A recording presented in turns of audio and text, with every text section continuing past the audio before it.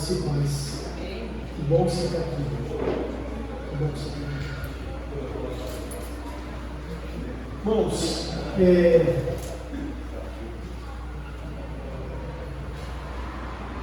obrigado. De 4 em 4 anos, irmãos, eu sou jogado a falar para vocês que eu não gosto muito, mas eu preciso. Daqui a 15 dias a gente tem uma importante missão como cidadãos, como pessoas que vivem aqui nesse mundo, por mais que nós não sejamos desse mundo, por mais que a gente não pertença a essa terra aqui, por mais que a gente seja forasteiros, por mais que a gente tenha uma consciência, irmãos, que a gente vai ficar aqui alguns anos. Eu falo alguns, mas você fala, não, mas eu já estou aqui há 80, 70, mas comparado à eternidade, nada é comparado à eternidade. E por que eu vou falar de política, irmãos? Porque eu nem sou um grande conhecedor, não, tá? Nem tenho propriedade para falar grande. Mas lá em Tiago 27, um versículo que eu adoro.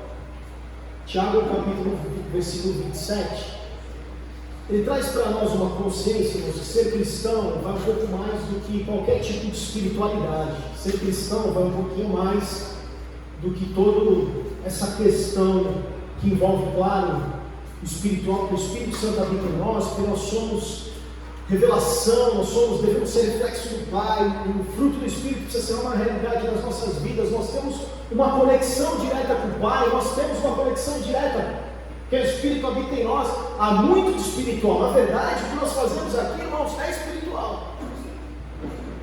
Não é simplesmente juntar 4 caras aqui para tocar e cantar, não. Nós estamos louvando, adorando um Deus poderoso.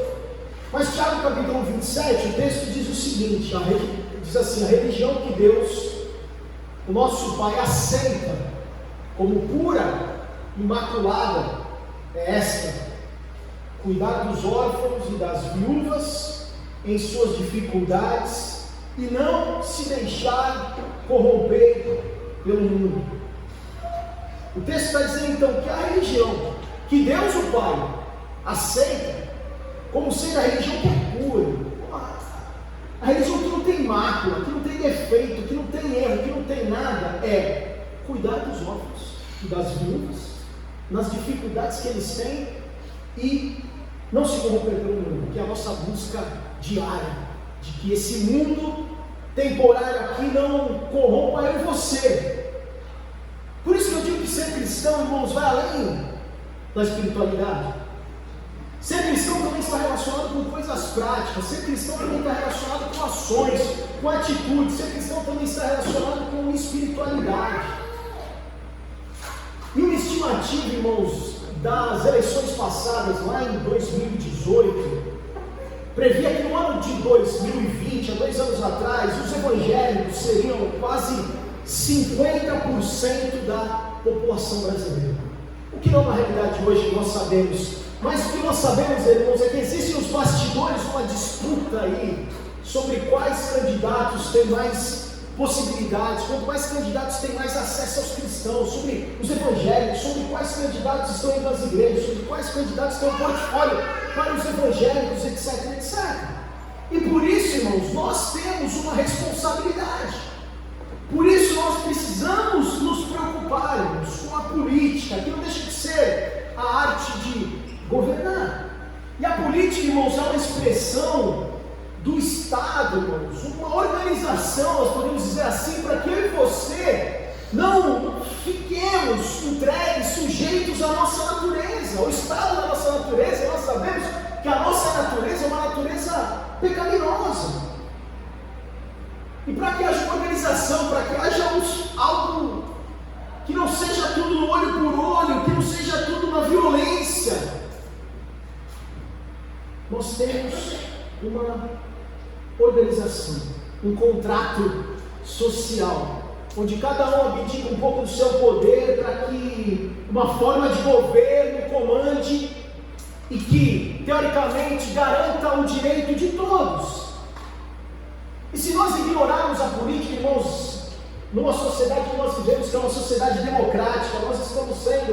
irresponsáveis. Como pessoas, como cidadãos, estamos sendo responsáveis como cristãos. Porque nós temos o poder para escolher quem vai governar.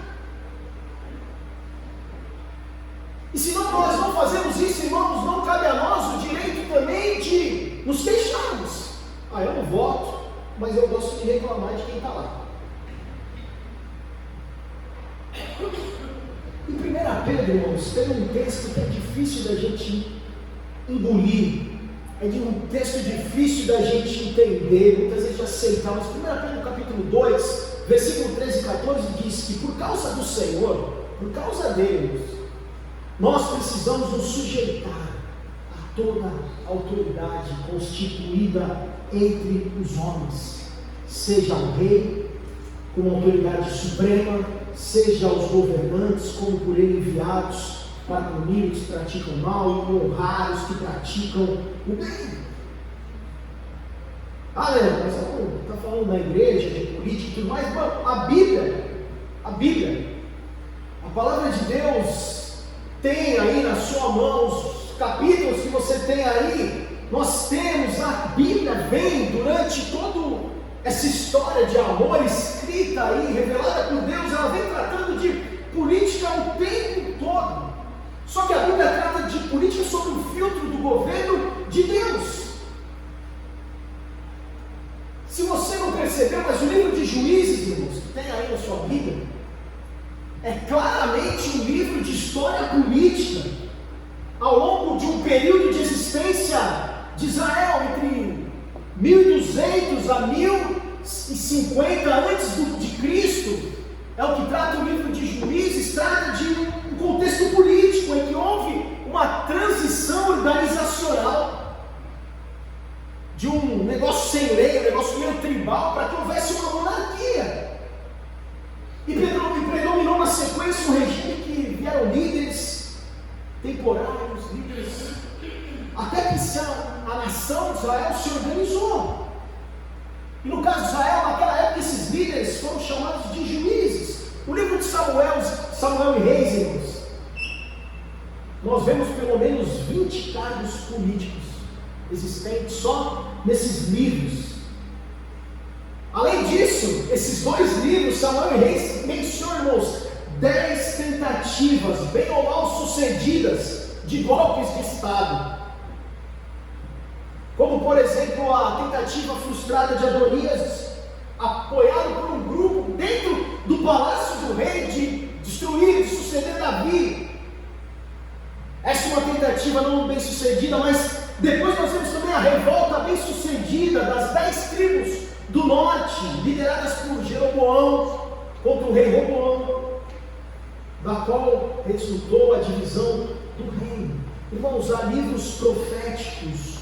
Nos livros proféticos há um número significativo de ocorrências de pastores que, ao contrário do que a gente pensa, não se referem a líderes espirituais, mas a líderes políticos, líderes também militares. José, irmãos, nós conhecemos a história, uma história linda, ocupava um cargo político, assim como Daniel, assim como os 3 amigos dele lá na Babilônia, assim também como Neemias, um político, um alto cargo político na corte persa, que deu a sua vida por Jerusalém, mas que viveu uma forte conotação, tudo isso fortemente político. Se nós trouxermos isso para Jesus, irmãos,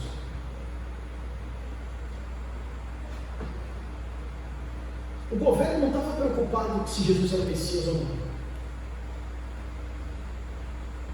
Os romanos não estavam preocupados com isso. Quem está preocupado com isso, que ele dizia que era Messias, eram os religiosos. Mas a oposição que teve ali, irmãos, foi claramente uma motivação política. Porque por Sinédrio, Jesus era mais um daqueles líderes que se levantavam ali, que queriam tirar o domínio deles, dizendo que implementariam o reino de Deus. A preocupação deles era que Jesus trazia uma ameaça para eles. Tanto que em João 11, capítulo 11, versículo 48, diz o seguinte: se o deixarmos em paz, todos crerão nele. Então, os romanos virão e tirarão tanto o nosso lugar como a nossa nação. Existia aí uma questão política. E outras histórias, eu cito, tenho várias aqui para citar para vocês, irmãos. A interação política com os autores da Bíblia é clara, constante. Porém, irmãos, não há nenhum relato, um ensinamento bíblico explícito sobre uma participação direta dos cristãos na política. Isso tem dois motivos. Primeiro, porque o regime político é um teocrático, que permeia todo o Antigo Testamento, e quem governa no final é Deus. Portanto, não haveria distinção entre política e fé. O segundo motivo, irmãos, é que no âmbito do Novo Testamento, os seguidores de Jesus estavam numa posição oposta ao Estado romano. Por isso, o máximo que encontramos no Novo Testamento são recomendações feitas até por Jesus, que nós devemos honrar e respeitar todas as autoridades. Nós devemos orar por elas. Ah, Leandro, mas eu não estou nem aí com isso, eu não quero me envolver. João, capítulo 17, 15 e 17 diz o seguinte: não rogo que os tires do mundo, mas que os protejas do maligno. Eles não são do mundo, como eu também não sou. Santificai-os na verdade, a tua palavra é a verdade. Assim como me enviaste ao mundo, eu os enviei ao mundo, enquanto eu e vocês estivermos aqui, irmãos. A lei e a forma natural do governo, essa forma política estabelecida pelos homens e a organização social, terá autoridade, interferência sobre as nossas vidas. E a oração de Jesus, irmãos, é para que a gente fique. Ele está dizendo: não estou rogando para tirar eles do mundo, porque eles precisam fazer a diferença lá, porque eu e você somos sal e luz desse mundo. O propósito de estarmos aqui é fazermos diferença. Então, irmãos, nós não podemos silenciar. Nós não podemos deixar de lado, nós não podemos ignorar, nós não podemos achar que, vamos deixar para lá, não vai mudar nada, então deixa do jeito que está. Pelo contrário, irmãos, nosso voto deve ser correto, deve ser um voto consciente, não voto por venda, não voto por rebeldia, não voto por divisão, não voto por fanatismo, não voto por simpatia ou por amizade, porque nós estamos recebendo algo em troca, porque você, isso aqui, não! Nós precisamos entender, irmãos, quem são essas pessoas que vão governar o nosso estado, que vão governar o nosso país mais 4 anos. Quais são as propostas? Qual é o histórico? Que Deus nos dê sabedoria, irmãos, para que a gente possa fazer o nosso papel como cidadãos. Que possamos votar da maneira certa, com a motivação certa, porque isso, irmãos, é uma voz, é como uma voz de salvação sobre a nossa sociedade. Nós não podemos deixar para lá, nós devemos cumprir bem o nosso papel espiritual, assim também como o papel que nós temos, o compromisso com a sociedade, e sermos porta por onde a salvação vem para a nossa nação. Só vocês estão com calor, né? Eu também. Pode ligar lá?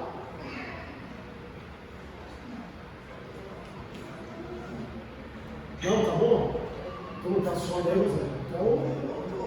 Então tá bom. Irmãos, o direito de votar eu adoro, irmãos, porque eu trabalho. Dia 2 eu vou estar lá cumprindo o meu papel de cidadão, vou lá. Sábado tem treinamento, olha que maravilha. Sábado à tarde eu estou lá no SESC fazendo treinamento. Depois dia 2 eu estou lá, 8 horas. Quem vai trabalhar aqui? Na eleição? Quem trabalha? Qual? Você não? Só eu mesmo? Vocês estão mal, hein? Vocês não estão fazendo nada pelo país de vocês, né? Bom, vou trabalhar lá, vou ganhar meus 20 anos para almoçar. Vocês não sabem, 4 dias de folga cada treino. Não, vez passada trabalhei no turno som nem por causa disso. Mas não é por isso não, irmão. Corta essa edita aí. Vamos lá, irmãos. E eu gosto de ver minha sessão de muita gente idosa, tudo mais.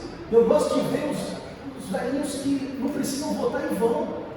Porque aquilo para eles talvez seja o único clamor, o único grito de expressar uma relevância. Falando, eu não preciso ir, mas eu vou sim. Eu vou lá. Tem que me aguentar eu votando lá. Eu acho lindo. Que legal. Porque se não fosse obrigatório, talvez eu não sei se iria, eu não sei se iria. Se nós pensarmos com todo o contexto e esquecermos que, além de um direito, irmãos, eu e você temos um dever. Porque quando nós votamos, irmãos, nós estamos representando a si mesmo perante os outros. E nós precisamos mudar um pouco a mentalidade que nós temos. Eu confesso que eu preciso mudar também. E se nós deixarmos para lá, se nós não votarmos, às vezes a gente acha que o nosso voto não faz diferença. A verdade é que alguém que pode pensar diferente da gente vai lá e vota. E muito provavelmente vai eleger alguém que pensa diferente de você, daquilo que você entende que seja o ideal para a nação.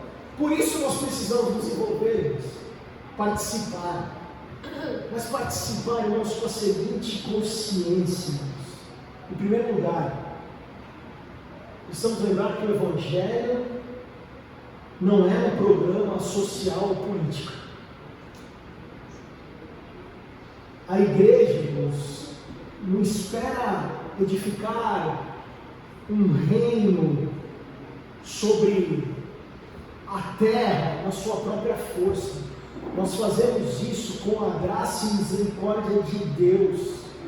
E ainda assim o mundo jaz o maligno, e ainda assim, irmãos, nós não vamos conseguir transformar o mundo no tempo que nós estivermos aqui. Nós temos que tentar, nós temos que, de alguma maneira, ser sal e luz.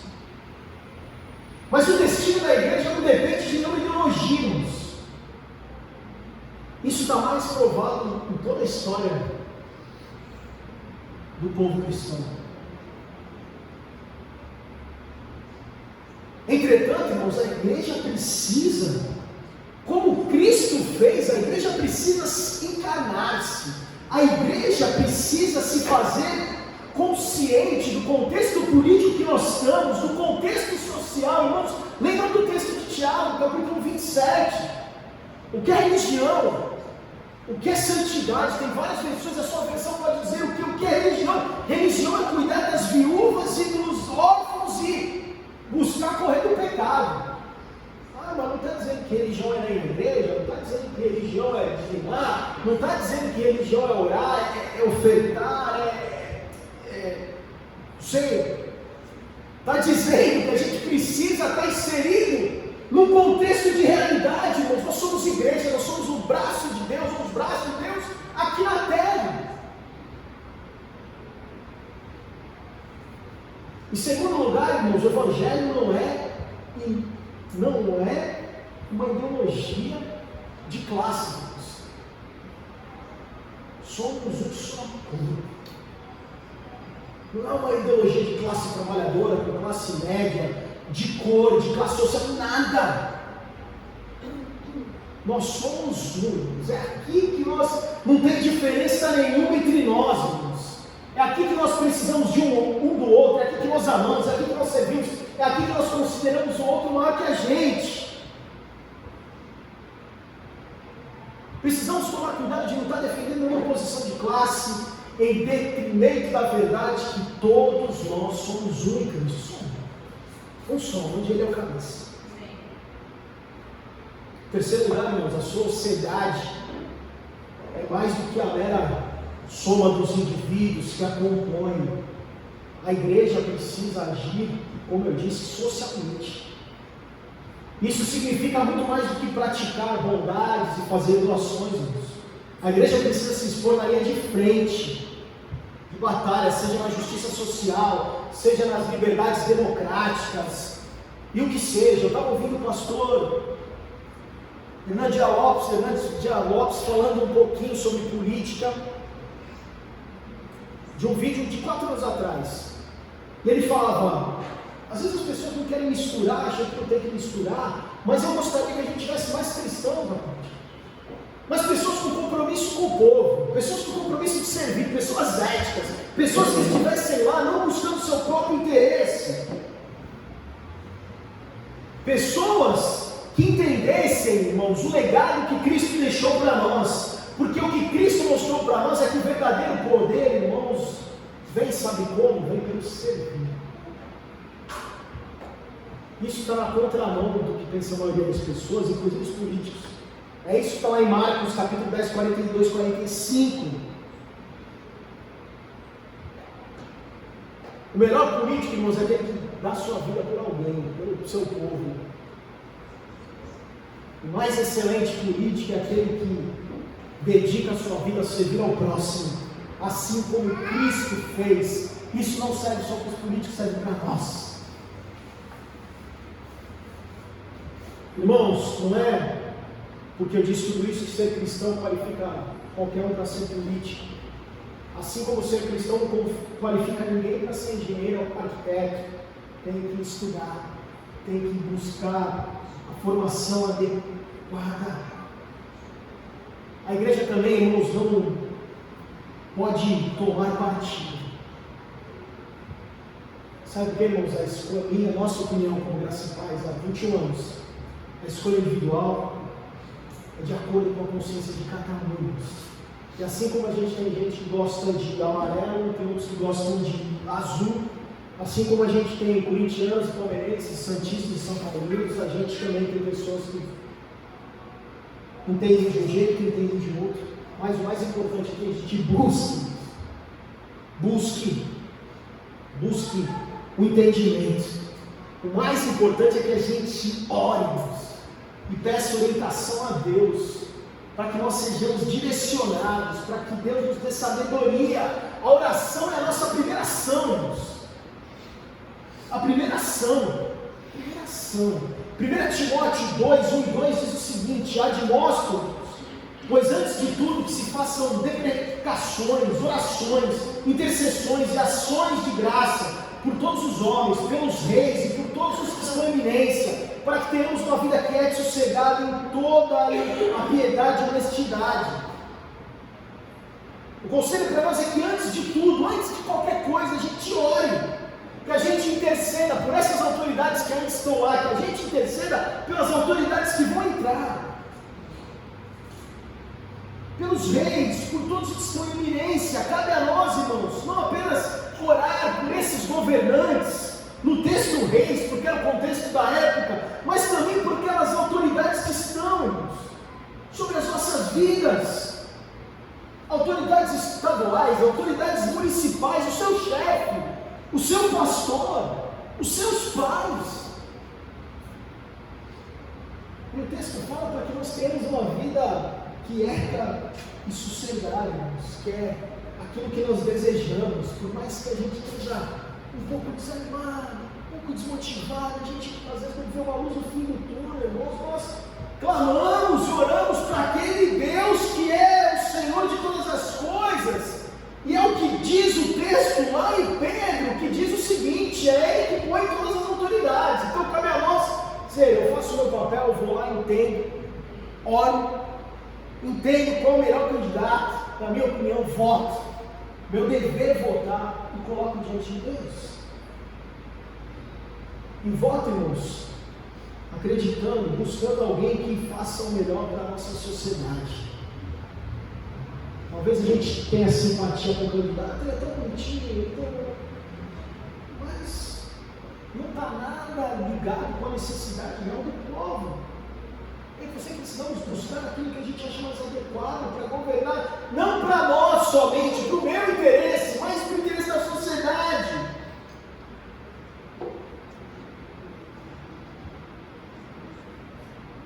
Estou te fazendo um desafio nesse momento.